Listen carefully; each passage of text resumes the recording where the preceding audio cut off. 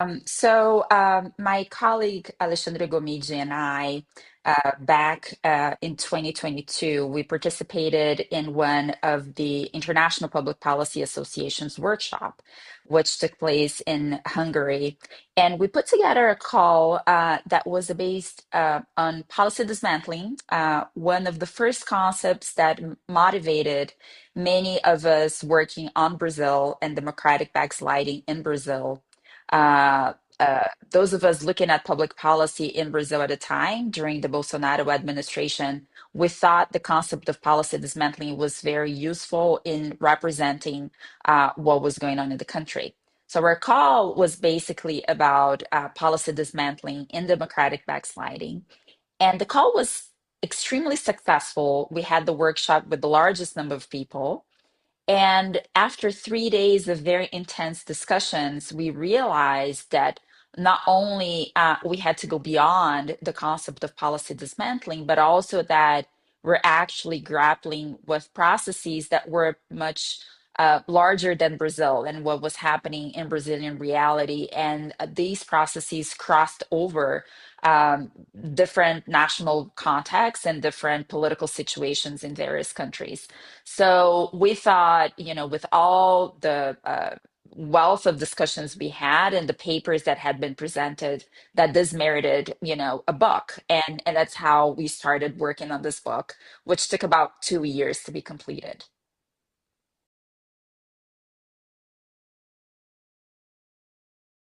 The book is especially looking at the engagement of illiberal populist leaders with the policy process, as the title says.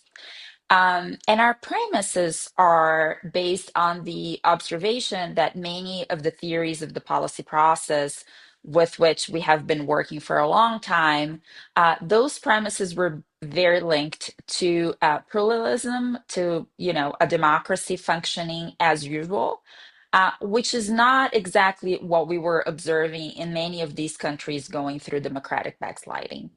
So, to us, the main question was how can we understand public policy and the policy process in countries where democracies are no longer operating the way they used to? So, that means we can no longer expect as much incrementalism, for instance, and we cannot expect the mechanics of policy change to operate in the usual fashion, right? And the core to answering that question was really looking at the leadership. Of course, we could have looked at different dynamics, at the society. We could have looked at political parties, um, political culture, but we decided that it was key in across all the cases that are represented in the book to look at the leadership and how those leaders specifically and in the book we classify them as being both illiberal and populist, how they engage with the policy process. And we come up in our introduction to the book with the idea of institutional hardball, which is a concept that this book proposes, for an analytical framework of democratic backsliding in public policy.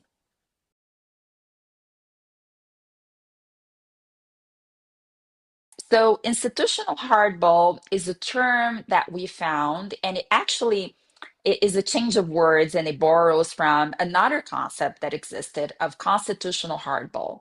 So, institutional hardball means that those illiberal populist leaders they engage with the policy process in a way that pushes the envelope, right? That really is playing at the borderline of legality and is really playing and at times stressing institutions to their, to the limit. And the reason why those illiberal populist leaders do that is because they don't accept any challenges through their power, right? They want institutions and they want public policy to be a reflection of their own ideas and preferences and will. And of course, we know that in democracies, we constantly have to deal with norms, and even democratically elected leaders have to respond to limitations to their power. And those limitations have been established before they arrived to power. Those limitations were established through the democratic process. And policy, very often is one of those limitations, right? The bureaucracy, for example, public administration establishes a number of structures and limits to the executive power. And so these leaders, they do not want to be tamed by those limitations and those various norms and rules that exist. And therefore, they push them to the limit. They really stress them and attack them. And in doing that, they turn the policy process into a mechanism that will produce outcomes that more and more resemble their own will, right? So we identify that in this process of institutional hardball, the policy outcomes are also very different from what we used to see in the past. And one example is policy dismantling, right? Which is exactly how we started this project. So, policy dismantling meaning the reduction or the destruction of public policy through their instruments is actually supposed to be an exception according to the policy dismantling literature. Actually, the term first appeared in literature that, by Paul Pierson, and then later by Michael Bauer and Christopher New, saying that policy dismantling is very hard to achieve because political leaders do not want to pay the cost of the consequences of policy dismantling. So, in these contexts of democratic backsliding, what we're actually seeing is open, large-scale policy dismantling, right? So, it's abnormal to see policy dismantling at this scale, and that's why, for that to be achieved, you need a different mechanism of engagement with the policy process, which is what we are calling institutional hardball.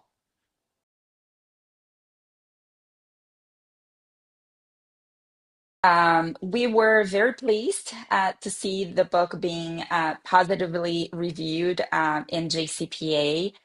It was a great surprise to us to see it featured there. JCPA is one of the most well-established journals in the field of public policy. So it is a great honor to us to have our book reviewed there. And not only that, right? It was reviewed by a very well-known, renowned scholar, Katherine Bersch, who not only is a specialist in public administration, but also knows Brazil deeply and knows the Brazilian reality, but who has also worked beyond Brazil and who has been engaged with analysis across different comparative contexts, right? So she's, in a way, a comparative scholar herself as well. And her review portrays, I think, a very exact picture of the book and the book's main arguments. I think her review provides a great invitation for the audience to get engaged with the book and read the book. And I think she also has important questions, right, that she includes in the review, which is also an invitation for other researchers to look at processes of democratic backsliding as being interesting contexts for research, right? So departing from the idea that we can study public policy using the same concepts and tools regardless of political context, right? What we're saying in this book is that the political context matters, that democratic backsliding matters for public policy, and that we have to be attentive and seek to understand how these leaders work with the policy process from within.